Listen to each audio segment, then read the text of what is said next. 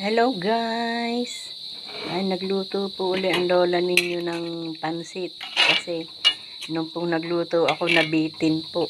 Nabitin yung aking mga apo. Yan. Sarap. Sarap po ng pansit. Oh, nilagyan ko po yan ng sayote, ng pechay. Meron po yung chicken. Nung isa akong nagluto, nilagay ko po yung baboy. Ngayon po ay chicken ang inilagay ko guys. Yan. Nabitin po yung aking mga apo sa pansit. Kaya ayan guys. Sarap.